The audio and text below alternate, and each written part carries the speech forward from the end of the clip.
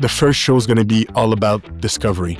I think that the goal is not necessarily to think of, oh, I want to place, I want to win my pro card, or I want to have like first place, or it's great if it happens, right? But the goal is to really be okay with being curious and the discovery of everything, because someone could tell you, oh, when you're in the dog days of contest prep, those last 4 weeks when things are, getting tougher, more aggressive, and you're going to stand up and be like, whoa, things are moving a little slower than usual. In theory, you hear that and you're like, okay, but then it's a different thing to live it, right?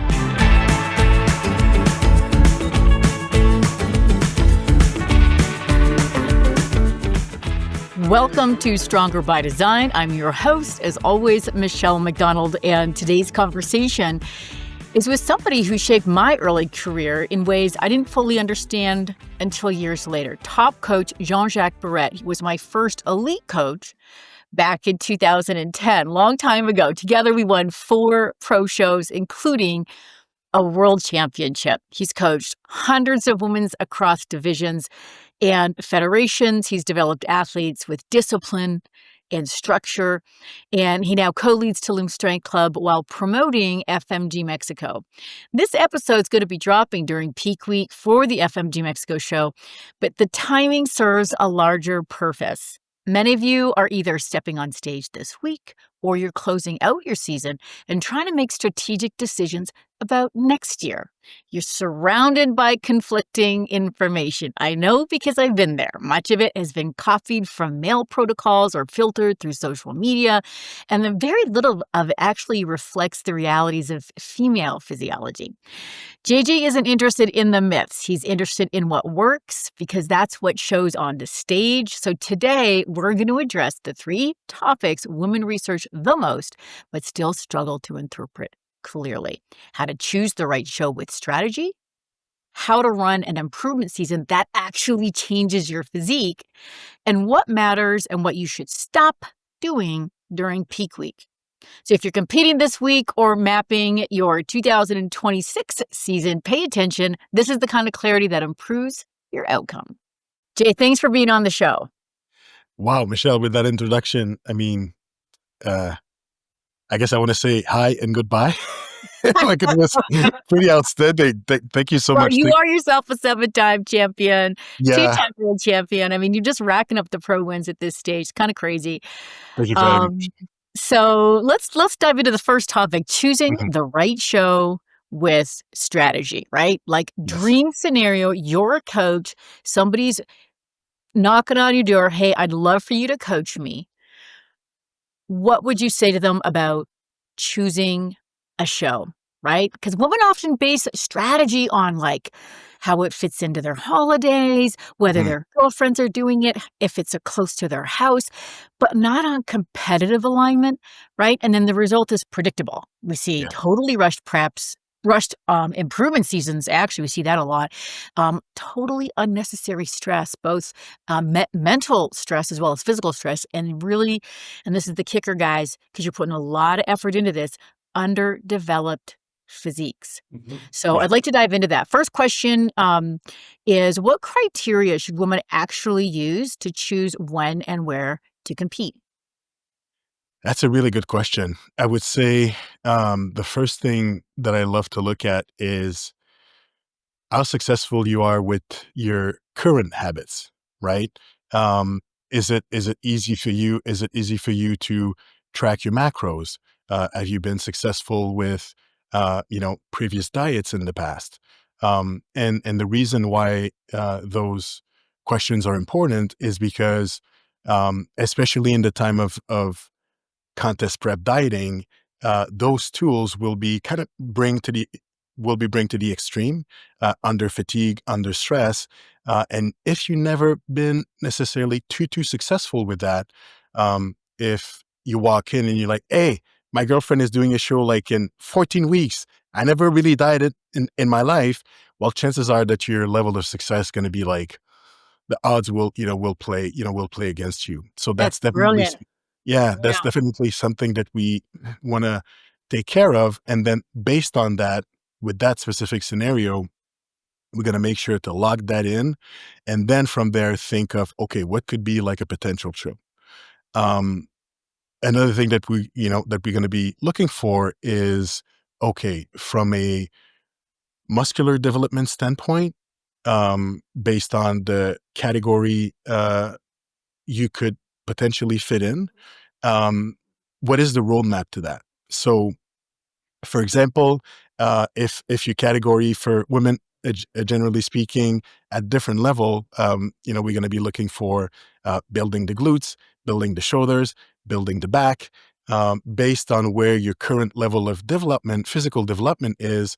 We're gonna map out what's going to be your improvement season.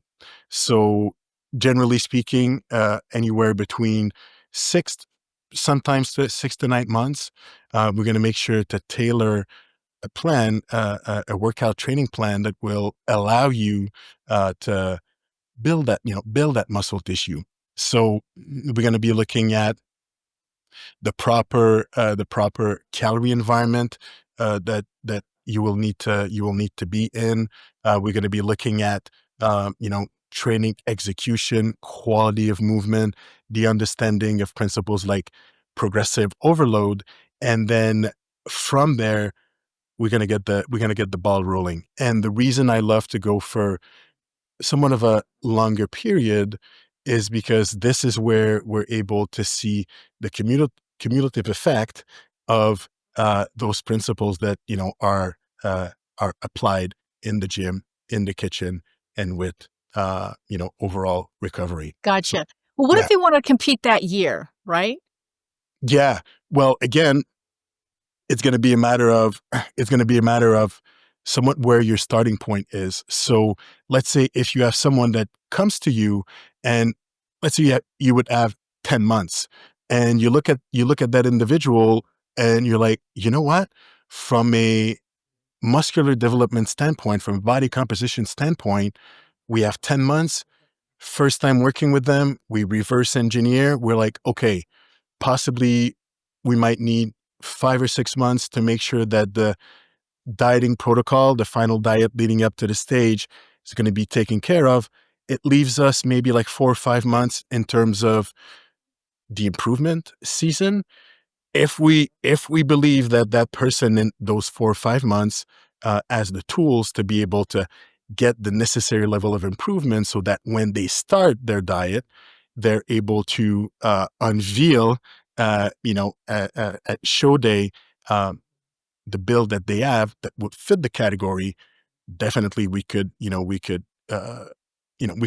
go with that. So it really depends on when people start, what's going to be their starting point, so to speak, that will help us determine, does it make sense, or do we Well, I need to think, yeah, extend? I think Jay, if I could just tease that out a little bit, I think what you're saying is you're going to steer the athlete Yes. based on what you're assessing where they need to develop their physique. If they need to develop their physique, that you're going to steer them to a later show, right? So that they have time to develop their physique, and then you're going to have a conversation with them around that, right? Like, because probably Absolutely. you're able to see as a coach where their genetic potential might be. You might look at their structure and be able to assess, like, okay, like they would actually probably fit better in the wellness category versus like a bikini category, and maybe like taking 5 or 6 months to just try to bring up their glutes and their legs, their lower body to get that disproportionate look.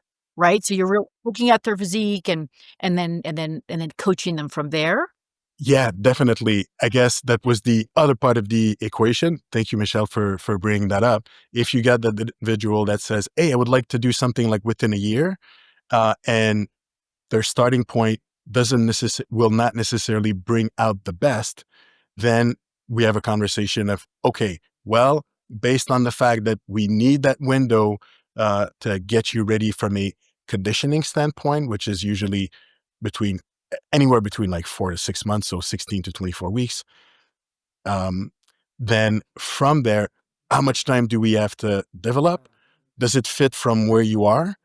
If not, okay, let's extend that window. So If you're like at 9 months out, hey, I would like to do a competition, your coach might say, you know what, based on those parameter, when we reverse engineer, you probably need like 12 months or even maybe like 13, 14 months to be able to achieve that goal.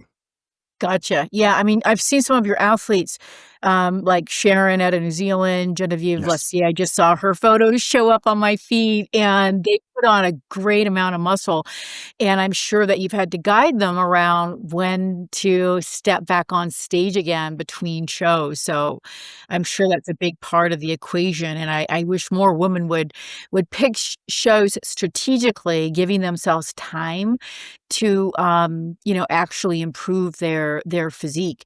I think the other thing too is, what happens when the prep's not going well? Have you ever had to shift an athlete away from a show, like, pick a later show?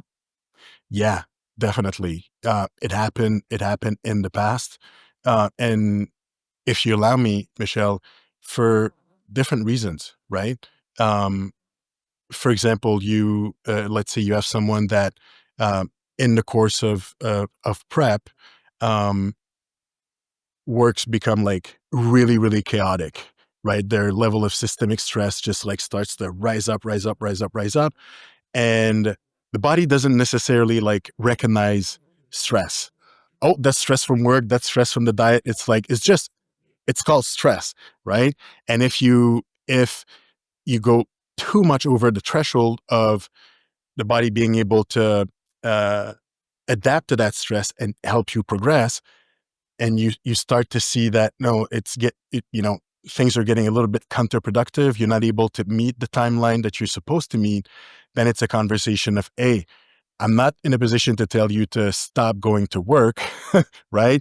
So Yeah. that stress going to still be present, but now maybe we need to pick a different show, just because for the timeline that we have now, there's so much going on that if we keep trying to push your body, we're getting the pushback that tells us, no, that particular date doesn't make sense. So let's maybe pick a show 6 weeks later, 8 weeks later, when things gonna kind of slow down, so to speak. And in terms of the calorie deficit you're in now, maybe let's go into maintenance for a certain period of time.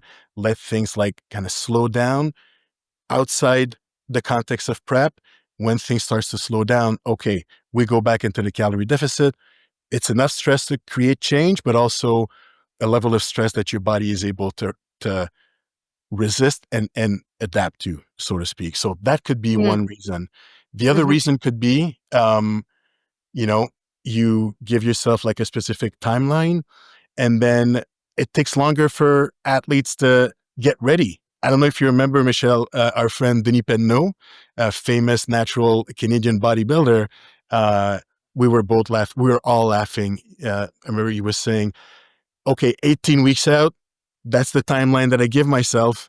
And then, okay, week one, we start. Finishes week one, he's like, oh man, Yeah. didn't go as planned. And then 17 weeks out, okay, let's go. And then, it took him like 3 or 4 weeks. Now, Denny is an experienced bodybuilder. He was able to still make it happen within the 14 weeks timeline that he has as a result, but not everyone is able to pull that off, right? And so if sometimes it's a little tougher to get things started, and you're putting yourself in a position where no, there's not going to be enough cumulative week of success to be able to progress from a rate of loss standpoint, you might need to look at a different show. Some last example that comes to mind is someone is getting sick, right? And getting sick more than what expected, because one thing that I know you and I love to do is to bank on the fact that 90% of people in prep, there might be like a week or 14 days that they're going to be sick. Something's going to happen, right? But there's some prep that it's more than that, right? And so if it does happen, it's like, okay, we need to have that conversation of we didn't expect that, or an injury, right? You're getting injured and then it pulls you back. Then it's like, okay, let's have that conversation of maybe pushing things back a little bit as a result. Great. All of these great points. So I think the next question, of course, that comes to mind is, for athletes, of course, that are listening. Um, what what should they think about when choosing a show? What are the top priorities?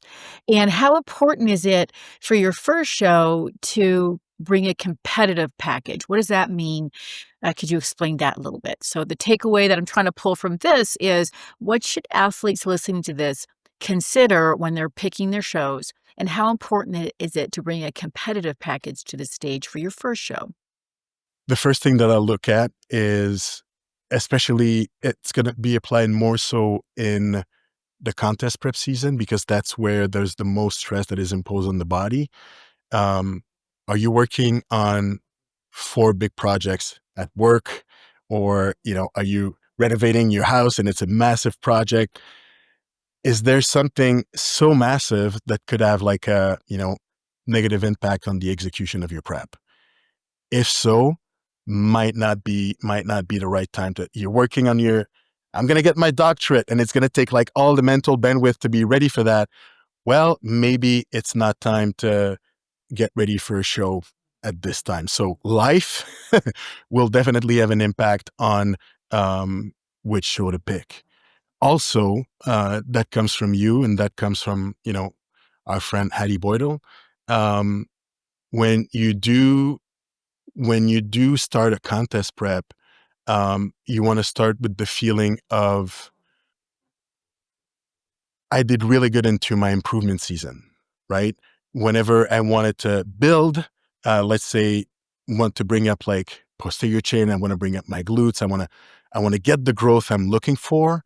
When it's time to turn that corner, were you able to clearly achieve that, right? So the quality of your improvement season also really, Mhm. really has an impact. If out of 6 months or the 7 months that you give yourself, you realize that, you know what, I was not necessarily able to do as much as I thought, you know, bring as much improvement I thought I could bring.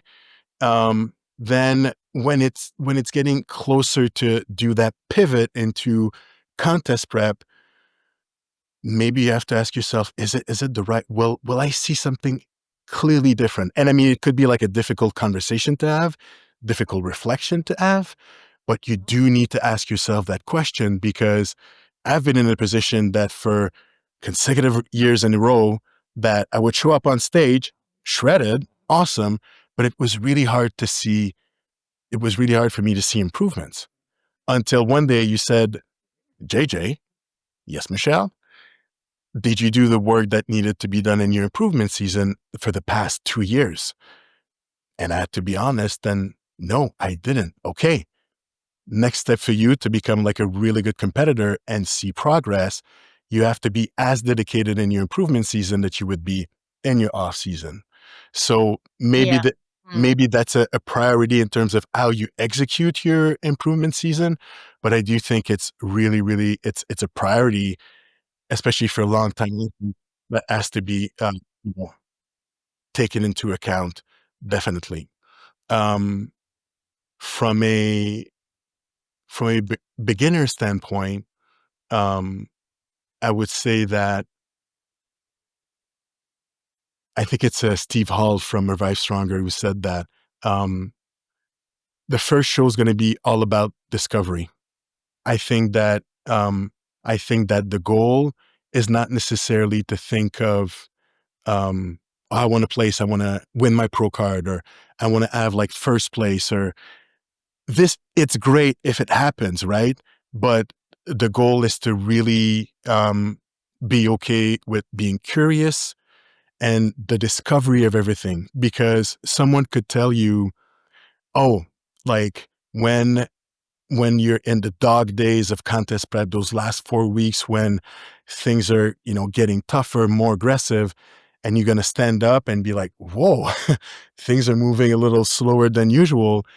In theory, you hear that and you're like, okay, but then it's a different thing to live it, right?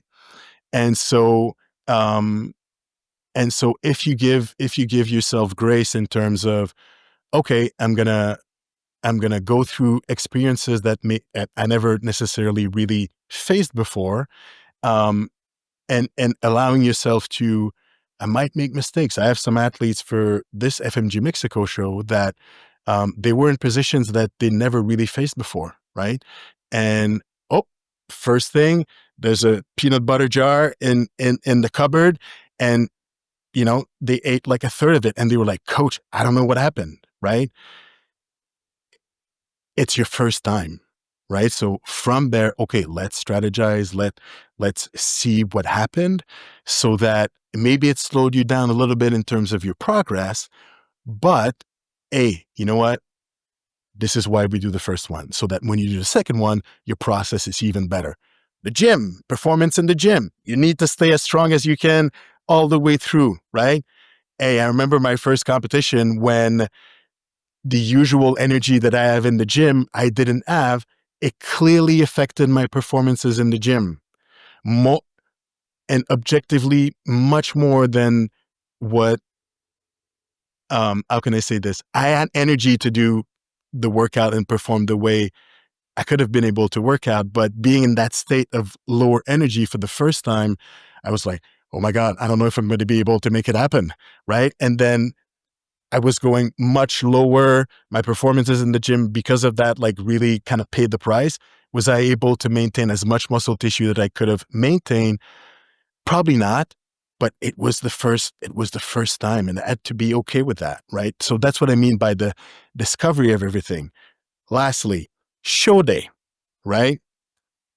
As a first competitor, I remember uh, I was on stage bodybuilding, and we do like, side chest, all of that, quarter turns. And then we go into the rear lat spread, and um, gentlemen, rear lat spread. And I hear my coach saying, Jay, open your back. And my shoulder blades are squeezed up, right? But in my mind, I'm like, no, my back is really open, coach. And he had a kind of a Polaroid, because there was no iPhone back in 2007. And he showed me, and I was like, oh, okay. No, it's really not what I thought. I had to go through that, right? That is There's so great. competitors that they're going to go on stage. They've been practicing their posing. Boom, they freeze on stage. They kind of forget everything. They They stumble freeze, around. they shake. Yeah. Yeah, they're going to be shaking. You have to go through it, and you have to be okay with the fact that might not necessarily go as planned, but it's all part of experience. I think that's so great, and for those listening, number one, especially if you're relatively new to all this, don't underestimate the time it takes to make those structural changes. There's a lot of smoke and mirrors on social media, and, that what we hear it all the time, don't compare your chapter 1 to somebody else's chapter 10. So do remember that it does take time, and effort and great coaching and great, athlete, consistency in that improvement season. But also, let's caveat, like, don't wait to be perfect, because there's things that you have to just learn. You have to be a beginner. You have to stumble your way forward. I mean, some people are unicorns and they kind of do well right out of the starting gate, but only one person wins at a show. So most everyone else, you're not going to be in first place, maybe not even in the top 3, but that's okay, because you learn so much on the road to doing a show. And then you can take that with your coach back to the drawing board and mark out a great strategy for the next year. So it's kind of that nuance, right? Um, Absolutely. thanks a lot for that. So I'd like to perfect segue into the improvement season. Like, what the heck is a productive improvement season? What should women expect? What should they focus on? And what are some things that you want to really underline for the listeners? Like, don't do that, right? Do this. Yeah, that's a really good question, Michelle. And just to close the point on first time competition, um, I remember my first mentor said the best sports specific practice you can have to compete is to compete, because you're going to be learning a lot of things. But going back to improvement season, um, Like, the what's the one most common mistake women make between shows? And like, what's the cost of making that mistake once prep restarts? I'm sure you had something in mind, but some of the things that I see, Number Well, you've one, probably seen them with your female competitors, right? yeah, number one is tracking your performances in the gym, right? Why is Uh, that important? why is that important? Is because you can go to the gym and thinking that you're working hard, right? Uh, but then realize that, oh, it's been like 3 months, and let's say my squat or my leg press, wow, I'm lifting the exact same weight day number one that I'm lifting now at day 120, right? And so that's 3 months where there could have been progression. There was there was none. And Well, why is that important? Because I think a lot of people listening, they're gonna equate like, well, it was a hard workout mhm, with progress. So you wanna, like, unpack that a little bit from an evidence-based standpoint? yeah, absolutely. The thing is, we need to put a stimulus.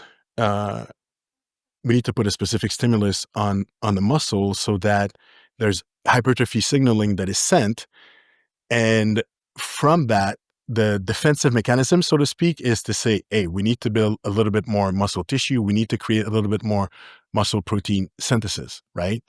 But if that stimulus in time always remains the same, even though maybe the perception is that, oh, I think it feels hard, and feeling hard, depending on how your day is, depending on how things were at work, can become a lot of different things, right? So if you don't have like a specific data that shows you that there's a will to apply a form of stimulus, an extra rep, for example, better control on your the eccentric phase, on your execution, adding a little bit of weight over time, then what is the body will ask itself, why should I need to change if I'm already used to that stimulus? And so if for 3 months, we're taking the example of the leg press, we could have a look at the hip thrust also, great for glute development. If day number one, week number two, you choose a way that was challenging enough, and there will be some stimulus to grow. But if week number 8, week number 9, it's the exact same weight, exact same number of repetition, well, that adaptation or that stimulus that forced the body to adapt, right? Your body has been adapted like for 7 weeks to that. So there's no reason for the body to say, hey, let's build more glutes to be ready for the possible next, heavier weight that I'll need to lift. So the principle of progressive overload becomes really, really important. And some people will know that principle, will not log, will not track, and will say, I used to do that by memory. Oh no, I remember what I did last week, right? You don't. There's so many things in a week that happens with work, at home, even in the gym. You have like 5, 6 exercises to do, number of sets, it's impossible to remember. So if you don't track, if you don't log, you might understand the principle of progressive overload, but you're not able to apply it because you don't remember, right? Yeah, Like what what gets you were, measured gets managed. What gets measured gets managed, right? So, yes, like, keeping absolutely. track for sure, and I think probably it's gonna be important to caveat that too, and this is where probably videotaping comes in, right? Like, Yes. you don't wanna chase adding weight if you're shorting range of motion, if you're bringing in compensatory patterns to move the weight, because it's not just about moving the weight, right? Like, it's how you're moving it, because the body doesn't know how much weight you're lifting, right? Exactly. No, I love that, Michelle. It's the progressive overload or adding a little bit more weight, adding an extra rep, uh, exactly like you mentioned, is always caveat by, is your technique execution what you and your coach describe as proper technique execution for a specific exercise? Are you respecting that first? Yes, awesome. Maintaining that integrity in the way you execute the movement, you add a little bit of weight, or you add an extra rep, or you add a little bit of eccentric in your squat or leg press, for instance. Are you able to maintain that same integrity in your execution? Yes, awesome. Is there space to increase the weight a little bit? while keep maintaining that same integrity? Absolutely. So videotaping definitely is really, really important, because that's where you're able to notice, oh, that set, no, my back was really tilted forward, so I was not able to put emphasis on my quads, for example, if you do a high bar squat as an example, so that you're able to catch yourself within the training session. But also, you want to make sure to log cues that really allows you to reproduce that same stimulus within a given muscle and a given exercise. For example, if I do my bench press, the notes that I'll be putting is keep your chest out, squeeze the shoulder blades. Why? Because by doing that, by reviewing those cues, I know that when the bar comes down, if my chest is out, if I think of squeezing my shoulder blades together, my chest, when the bar comes down, I'm going to feel a tremendous stretch at my pecs. So because of that, I'm going to be able to grow a big chest. If you do a hip thrust, right, and you're giving yourself the cue of keeping a flat back, for example, keeping your knees at 90 degrees, it will allow you at the top of the movement to really recruit your glutes, rather than if you don't have that cue and you think only of the weight, you might come up but really arch your back. And if you arch your back, chances are you're going to definitely be moving the load more towards your low back than your glutes. If you keep doing that for 4, 5, 6 weeks straight, you might get like amazing erector spinae, right? But the work you want to do on your glutes, yeah, it's not going to be there. So tracking for that as well is really, really important. That's a really great point. Actually, it brings another question up, which is what in your experience as both a coach, a judge, and a promoter, what do you see being the most important body parts to focus on in an improvement season for female physique athletes, or is there one body part? Well, I would say there's a couple. Um, Definitely, and I mean, yeah, definitely what we got to be looking, we're talking wellness, we're talking fitness category, bikini athletic with FMG, that shoulder to waist to hip ratio, super, super important, right? So having those side delt, those medial delts, uh, really important, because when you walk facing the front, it um, makes your Widens, yeah. widens. Thank you. Your clavicle a little bit larger. It can give the illusion of a better X frame. If you're back, if you're lats, you're able to create a bit more of a V.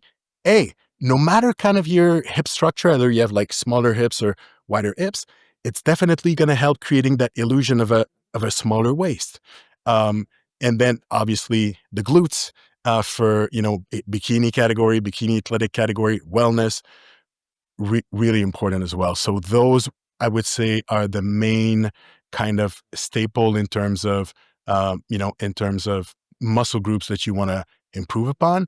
And then you might have a category like fitness or figure, where quads are really important as well, right? So you might need to put like a little bit more emphasis on your quadriceps. But generally speaking, shoulders, back, glutes, you're not, you're gonna aim right for sure for those categories. Can you talk a little bit about, like, volume and frequency, like Yeah. exercise selection? Because that could be really helpful. Again, gals listening to this heading into the off season, how do they structure a workout? Because like, I know what I'm used to when I write programs, and the results don't lie, but I wonder sometimes. I've seen some programming, um, and I've looked at it and I cannot understand, like, Mm. why this is the rep range, what is going on with this frequency, like, it's just, like, it's just not based on the science. So what can you say to listeners so that they can have that takeaway, what they should be looking for in their programming? Yeah, that's such a great question, Michelle. I would say that if you look at let's start like top to bottom. Um, if you look like at shoulder muscles, especially side delts, and to a certain degree like rear delts, those are more your intermediate and slow twitch type of muscle fibers. They're small muscle groups as well, So it means that they will need a lot of volume when you train longer sets, like generally speaking, 8 to like 30 sets at, per sets. And during the week, the total number of sets, as generally speaking, has to be greater because they're able to recover faster. We need to hit them more often. In comparison to a muscle group like the quads, you get like you'll need a little bit less because you could create m- much more damage to it. Recovery time is going to be longer. You need to recover before hitting them again. But side delt, 48 hours later, you can smash them again, right? So um, you And might, I assume we're talking about if your shoulders are a lagging body yes, part. So you said obviously. in the 8 to 30 rep range, and then how many times a week? And Yeah, how many sets? it could go up to like 2 all the way to 3 to 4 times a week, right? Okay, and then So how many sets are we looking at to bring that body part up? yeah, so it could go 12 sets all the way to some athletes answer really well to 18, 19 sets a week. So you might have 2 days that are a little bit more upper body dedicated, where there's going to be a little bit more volume, a greater amount of sets in those training days. And then in your lower body days, you might start with a couple of sets of like 3 or 4 sets of lateral raise. They're fresh, they won't impact your lower body training, and you're adding a little bit of extra volume that you need to complete your weekly volume budget for your shoulder work. Do you ever do like kind of phasic programming? So you'll do like 1 month really focusing on like bringing up the shoulders, and then the next month you'll work on, say, glutes more. Do you ever do that in your program styles? Yeah, absolutely. Again, great question. And it will be applied if, let's say for 2, 3 months in a row that it dedicated kind of specialization, so to speak, for your shoulders, because we're talking about the delts. And you're like, wow, you take photos, do your shots, let's say your wellness shots or your bikini shots, and you're like, wow, shoulders are where they need to be. Then going more into a maintenance phase. So if, for example, you were hitting them like 3 times a week, 20 sets, you might then do like 1 time a week, 8 sets per week. You maintain that volume, so to speak, for that muscle group, allows you to take that volume and distribute it like towards other muscle groups.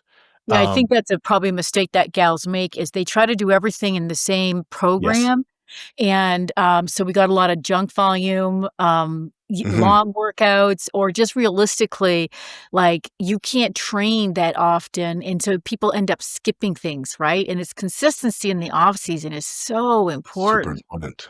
Right? You can't so that's I think that phasic approach is pretty on the money. And also too, if you're somebody in your 50s, you probably don't have time. You're still working a lot, and you don't have time to do I mean, I remember even in my 40s, I was doing 6 days a week training. I had all the time in the world, 2, 3 hours to train. I used to train twice a day. I remember one off season, you had me training twice a day. So I I do know. like like 3 to 4 exercises in the morning, and then I would go back and I do another 2 to 3 exercises, so I was really fresh, Yeah. right? Each time. You know how sometimes at the end of the workout, the sets aren't as good, but I was really fresh, but I don't have time to do that now. Yeah. So a more phasic approach can be really, really smart. So that's a good take home, gals, like, real and I think it also helps dial in, like, let's focus on this, right? Let's take that food that I'm eating and, I'm not doing all the cardio, right? So let's really be focused and put all that energy and get those great reps in.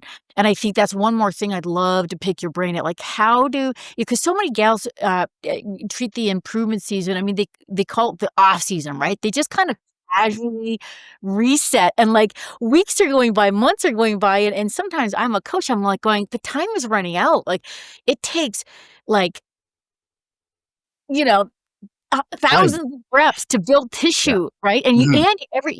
you gotta recover. So it's not Yes. just the training, but then you gotta get the recovery in, and time before you know it, you're getting ready to cut, and you've lost all of that time to actually build your physique. So Like, how do you navigate that as a coach? What do you have to say to athletes listening to this?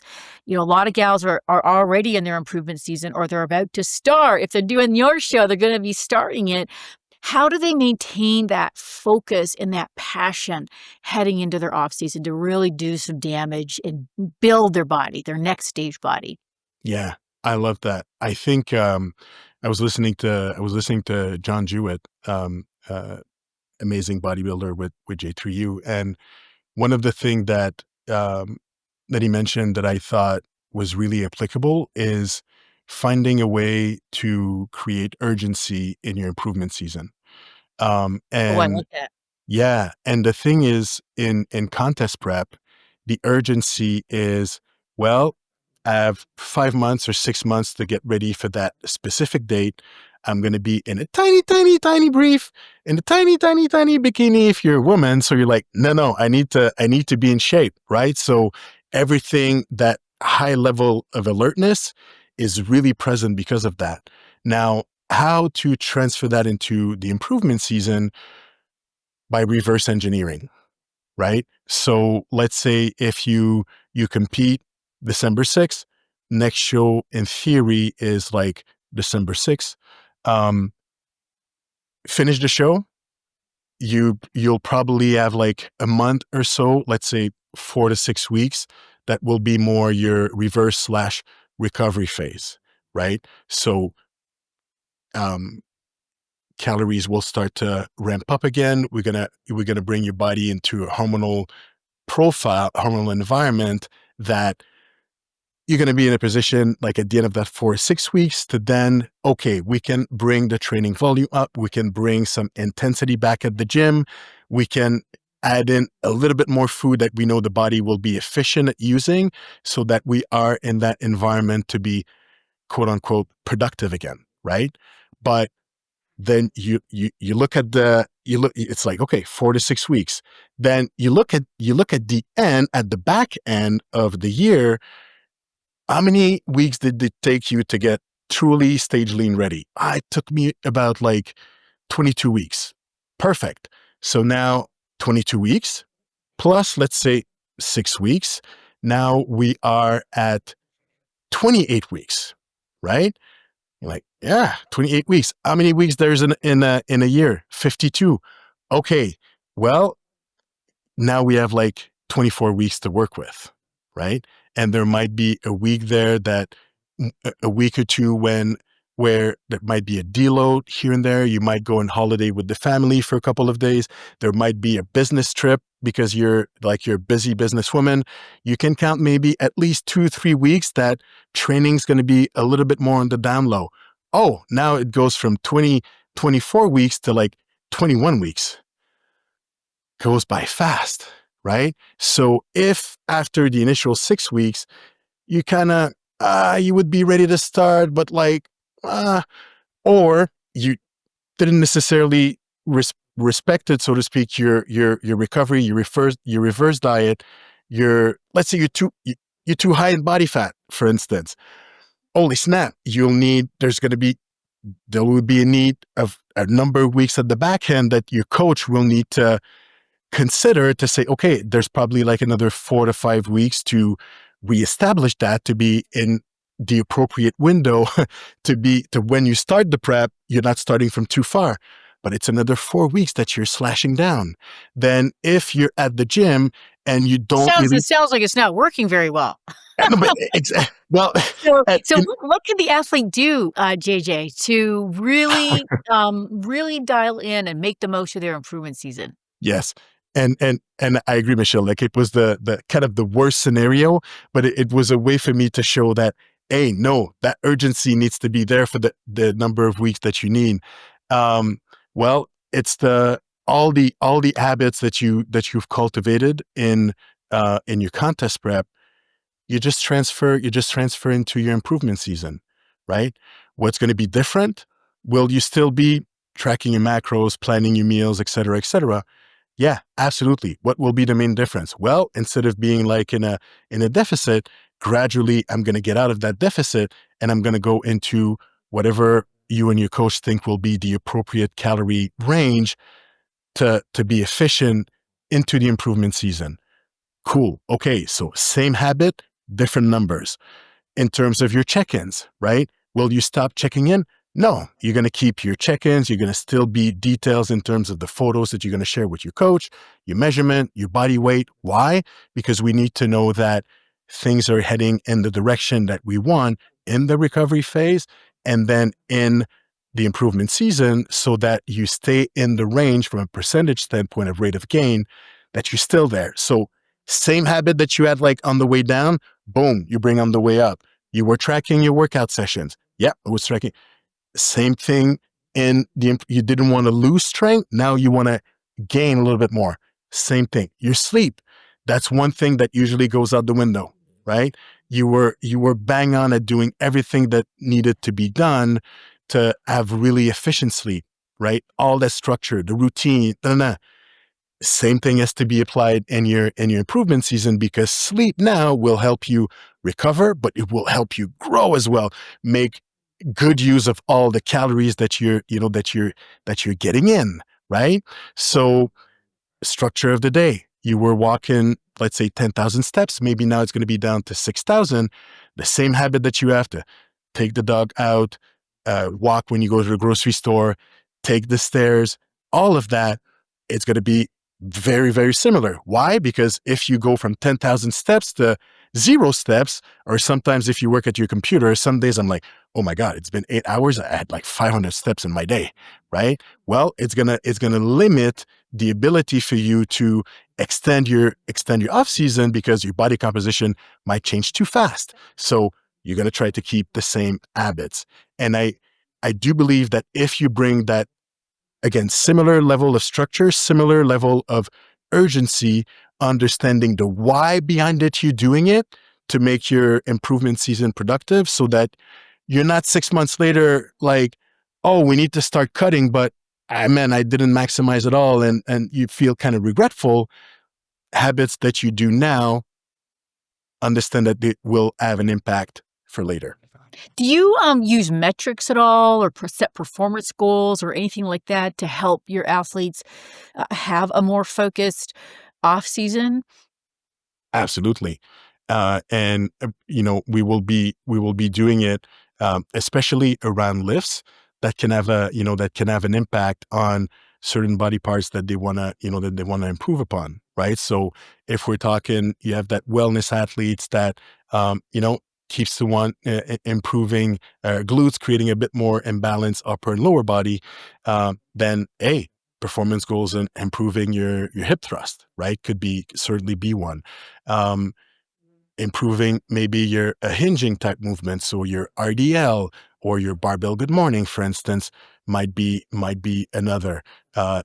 Improving on your split squat. So for sure, you said that earlier, Michelle. What do you say? What you measure, you'll be improving upon. Yeah, what Definitely. gets measured gets managed. Yeah. What's get measured, what's get met. Thank you. Doing that on your lifts definitely can have a positive impact. And I don't know about you, Michelle. We remember in 2017, we were getting ready for a powerlifting competition. When you go to the gym and you have a specific target to aim for your training session, right? It's going to change not only your perception of when you go to the gym to be focused, dedicated on your technique, etc., but the night before, if you know that, hey man, I'm going to hip thrust like a heavyweight tomorrow, the likelihood that you go to bed earlier the night before is greater than if you'll go to the gym, but there's nothing necessarily something to look forward to. Instead of going to bed at 9 o'clock to get your 8 hours of sleep, you might go to bed at 10, watch Netflix, and then you'll get 6 hours of sleep. Will your performance in the gym will be the same? No. Compound that over X number of training sessions.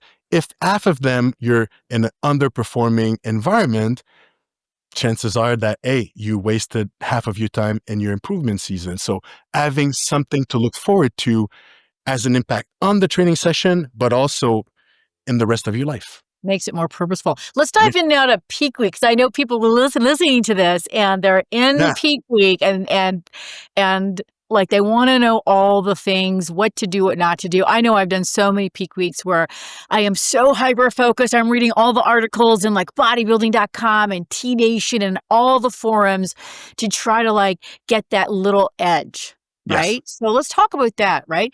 Um, Peak week is often treated like a magic solution. Yes. What's the actual role for peak week for a female athlete? That's a really good question. I would say that peak week is there to gradually reduce the level of fatigue that you needed to create in terms of the fat loss journey that, you know, leading up to the stage, so that on show day, you're able to reveal the true form of your physique. So if before the start of peak week, you're like at 95% of your form there, that on show day, you're at like 97.5 or 100% through that fatigue reduction. That's the And true goal. how do athletes reduce their fatigue? Yes, I love that. Great question. So generally speaking, when we look at calorie deficit, there's going to be like energy output, your cardio, calories coming in from your diet, right? And sometimes you can look at training as well, volume of training. And one of the first thing that, especially if your cardio output is really, really high, one of the first thing that we're going to reduce will be your cardio output. So if you're someone that had to do 90 minutes to get there, which is common, right? The first step might be to drop you to by half, maybe like 45 minutes or 50 minutes the Monday or Sunday before the show. That reduction of output will feel really, really good on the body.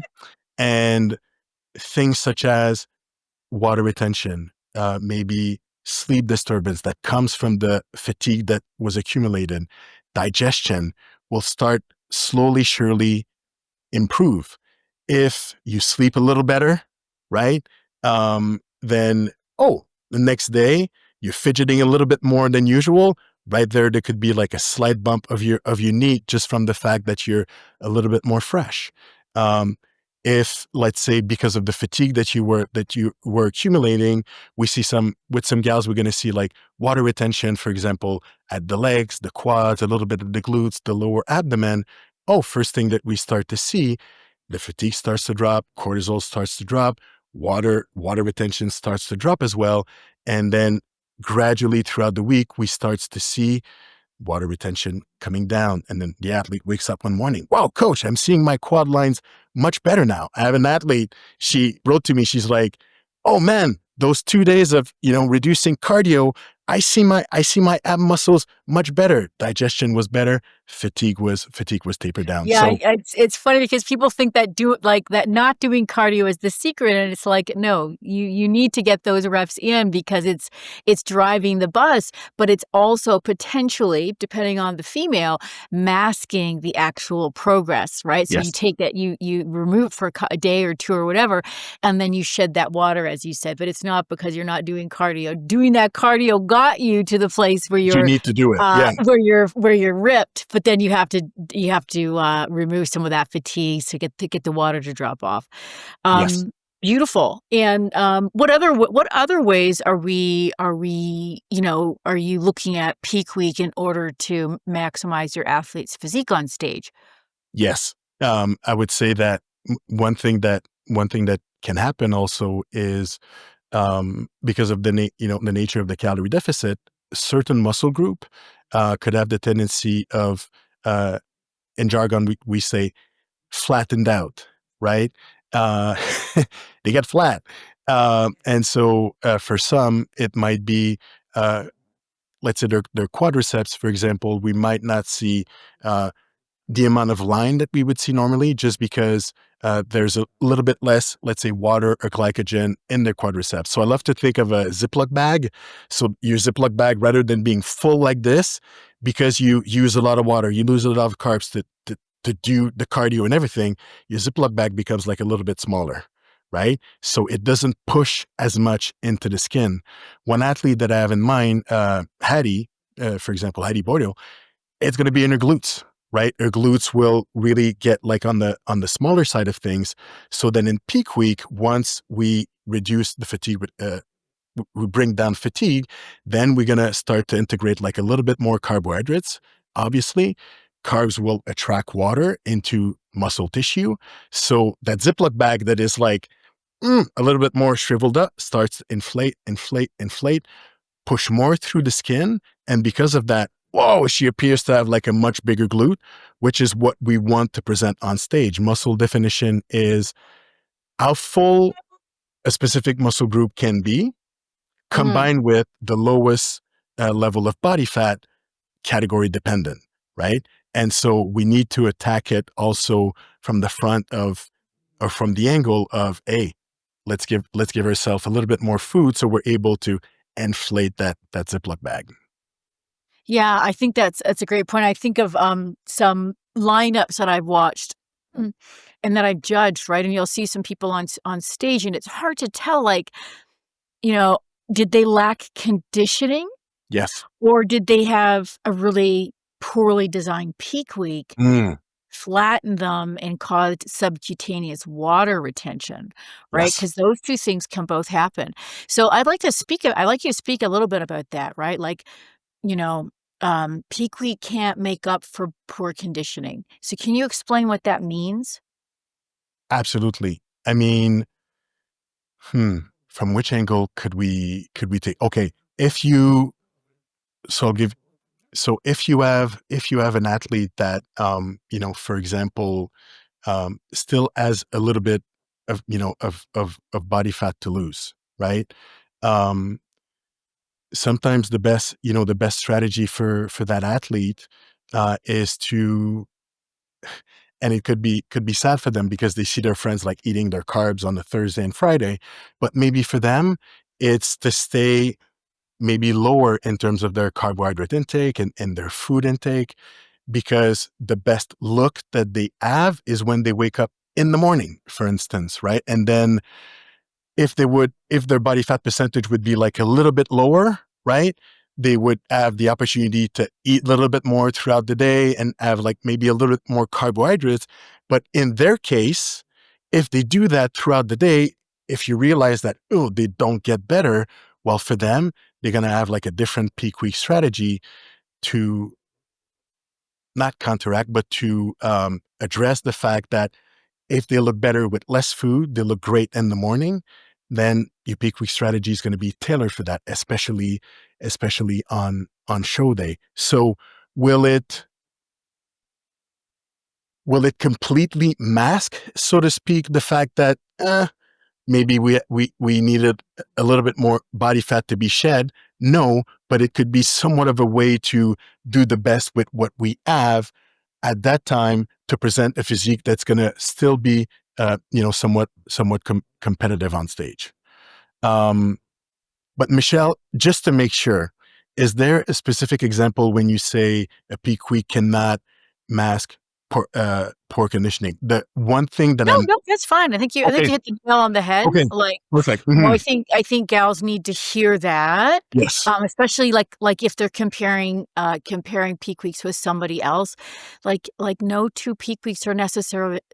necessarily the same, Mhm. and, from athlete to athlete, and then even with one athlete, they might have different peak weeks dependent on how much muscle mass they're bringing in and their conditioning. Their hormonal status could also be could An be issue. significant. Mhm. I feel like half my athletes, in the younger category hit their cycle, right, during I Yes. know half my competitions, even ones that I've won, have been on my cycle, right? First day of my menses, it happens, that I'm on stepping on stage. And I think the other thing then is, like, how do you know when your peak week missed, right? Because like I Mhm. said, sometimes on stage, I was just looking at a lineup, and I'm seeing this gal. I looked at her profile, I'm like, "Well, she looks pretty jacked, pretty ripped." But then on stage, there's that telltale smoothing of the body, and I'm like, "I bet her coach fooled around Yes. with sodium and water." Do you Yeah. wanna talk a little bit that? 'Cause there's so many gals that, their coaches are just incredibly archaic, and they're all that hard work is getting washed down the drain with the Yeah. wrong protocol. Because you talk a little bit about, aggressive diuretics, sodium manipulation, water cut, like, what isn't the smart thing to do?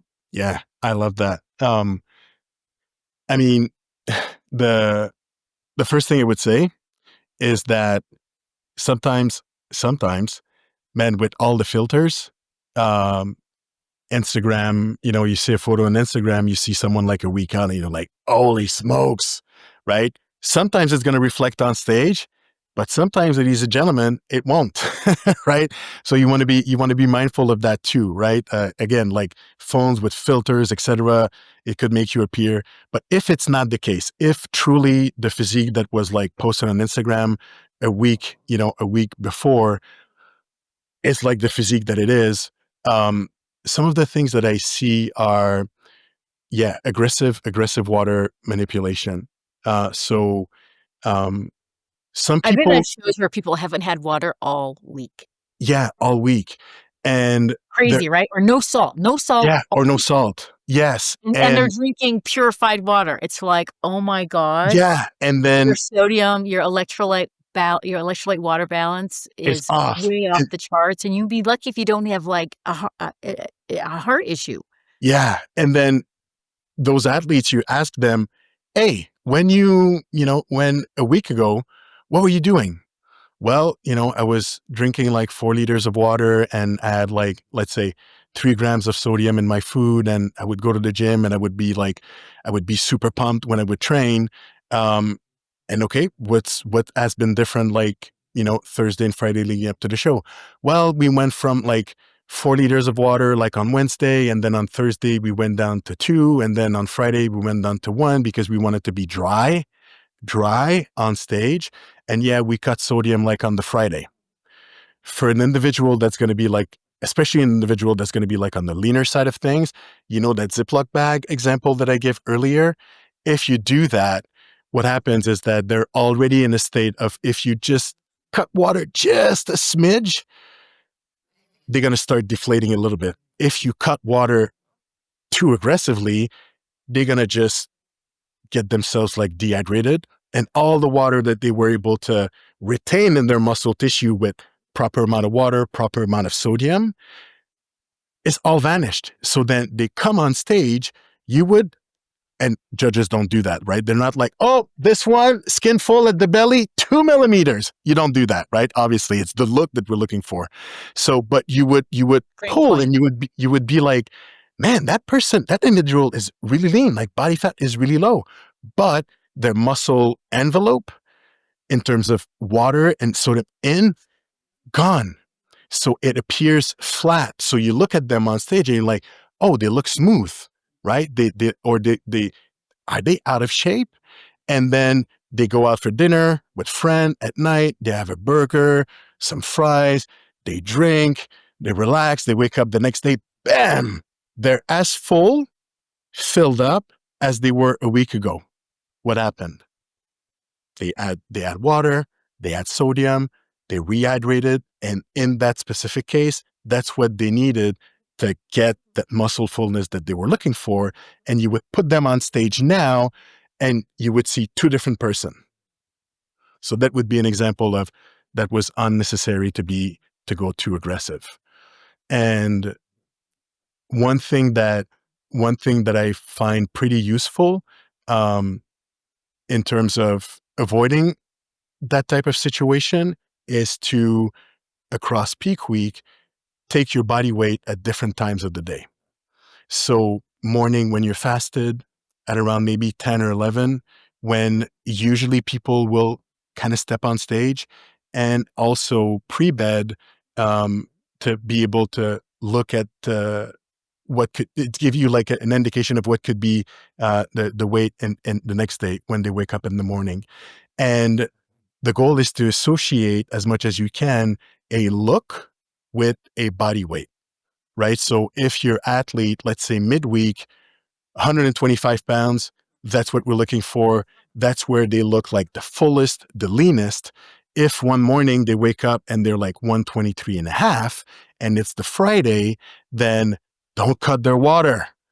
What's going to happen? They're going to wake up the next morning, 122. Coach, I lost weight. Yeah, but we're 3 pounds lighter than what we were supposed to be. For sure, you're going to look flat, guaranteed, right? Maybe on that day, actually, they're going to need to eat more food, for instance, right? So having that as a reference marker could be super useful. Or on the opposite, you get towards the end of the week, the weight is 125, and then they wake up on the Friday, 126 and a half. You're like, oh, okay, something happened, right? We overshoot the mark.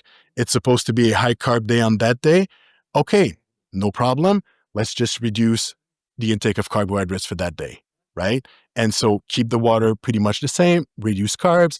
Chances are at night and then the next morning, you're going to see that, hey, she's going to come back around that 125 and a half, 125 pounds, and you're going to be able to present the look that you're looking for. So looking at body weight, those patterns can be super useful to adjust in real time based on what was kind of the perfect look you were looking for. That's awesome. So I think if I could just repeat back for the people listening, during that peak week, Yep, if you can take more frequent data points, for absolutely. example, in the morning fasted, maybe midday when you expect to be on stage, your weight, maybe your metrics, take a couple photos, how you look, do some posing so you're a little bit pumped up. And then again at night after you're full of water and food and sodium, so that in the morning you can kind of say, like, if I weigh this amount at night, then in the morning, predictably, I should be landing here. And why that can be important for you and your coach is that it gives you some confidence, Mm-hmm. that number one, as you're approaching stage day, that you know exactly how you will look Yes, depending on what you're weighing and what your metrics are, right? The night before. exactly. And Yeah, you still have time to manipulate. And then the other thing that you said was like, you know, whatever you're doing to look your best in terms of water and sodium leading up to the show, right? keep Like your very best, day at the gym, obviously conditioned, your very best day at the gym. Well, what did you eat and drink and like what was your salt situation like to look like that? Well, you're probably not going to be changing, your water and sodium that much during peak week yes. because you want to be able to replicate that look. Um, do you do anything on show day? Because I know I do, but I'm not gonna share with you what I do. Do you do anything on show day with water for your female athletes? And if so, why do you do it? Well, you're hiding stuff from me, Michelle. I didn't know that. Well, I would say yes. They're gonna be drinking water. I would say that the quantity of water might vary based on what we determine is the best look for that person. Some That's where athlete, that midday measurement comes in, right? Like, if you have yeah, an athlete that drinks a liter of water and their waist goes up an inch, well, not a good idea to not like on show day instead of going for a liter of water, exactly like you said, Michelle, might go for like half a liter or go for like 333 milliliter of water. like sip as needed, right? Sip as Sip as needed. needed just to make sure that the waist measurement you're looking for stays the same. But you're going to see the opposite, right? Some athletes, they do need that water. So if you go, oh yeah, I think you'll be fine with 250, but they need a liter of water, they need a little pump to look full in conjunction with the food that they've been eating in terms of quantity, well, chances are you'll need to replicate that. So if you have another example, if you have someone that they wake up a little bit heavier than you thought, and in your mind you were thinking that they would wake up in the morning, they could have like a similar amount of water that they had like throughout the week from, let's say, from the moment they wake up to their predicted stage time, you might need to adjust on the fly and to say, hey, you know what, that liter and a half of water or that liter that you would have, we cannot do that this morning. It's going to be more sip as needed. We're going to probably need to reduce your food, generally speaking, your carbs by half, because we have that extra amount of weight that we need to bring down in the first 5 or 6 hours of the day so that when you get close to stage time, you're able to hit the weight that we've targeted for you to eat. But you can get the opposite. Last Worlds, Australia, I woke up 2 pounds lighter than expected. I don't know what happened. I peed more that night, whatnot. The night before, I had to eat a little bit more and I had to drink a little bit more. And after each meal, I was like, okay, I remember after that. meal Yeah. number 1, step on the scale, pound of year. Awesome. I have a pound and a half to catch up. After meal number 2, step on the scale, And keep pose, the waist tight, right? but keep the waist tight also. So taking progress photos at the same time. So that 2 or 3, I was able to hit it at the moment I hit the stage, starting from a lower body weight at waking. So it goes both ways. Beautiful. I mean, Mhm. there's a lot to it, but there's also not a lot to it. I mean, Yeah. basically, peak week that can't make up if you're not ready, Yeah. like you still get on that stage and there's some small tweaks that you can make. Definitely don't want to ruin things, but Mhm. understand like that was your best shot, right? Yes. At that time. And then you try again the next year, have a great improvement season, or maybe you do another show, right? Maybe there's another show coming up that you could be preparing for. Yes. But be cautious with crazy protocols because you really can't affect that conditioning that much during peak week with some crazy protocol. And in fact, you can really ruin it. Yes. And then if you are ready, then it's a matter of landing the plane. I know we like to talk about that a lot. So again, like this episode is going to be dropping during peak week, right? And good luck to everyone that Mhm. is competing. You've worked hard for this and it all just goes by so fast. So try to slow down and just be present. Take lots of photos because you are going to be heading into the improvement season and you're going to want to look at your physique and just stay connected to this sculpture that you are creating. And then I love next that. year, you're going to come back with bigger glutes or bigger shoulders or whatever it is that you're trying to build out. And it's incredible journey. And I always think like the side benefits are that you really learn to master the blueprint of your own body. You learn to nail habits that are going to give you vibrant health for the long term, right? So there's lots of benefits besides like winning a trophy, right? Because that comes and goes and nobody really remembers your name unless you're winning like some big, big, big show. And it's it's the benefits you personally get, the growth that you personally get. Jay, thank you so much for being on the Hey, show. You bring Michelle, so much. such a pleasure. Thank you so much for having me. And if you allow me, like very briefly on the last point, I've won shows, let's say back in 2010, right? Won my IDFA pro card in 2010. I look at the process that I had at that time and I look at the process that I have now. Oh my God, like it's day and night. So there's always a little something that you keep improving on. And if you're curious enough, bodybuilding is a lifelong journey. Beautiful. I love Mhm. it. Guys, I hope you got a lot out of this episode. Please share it with somebody who needs this kind of information. And we'll see you on the next episode.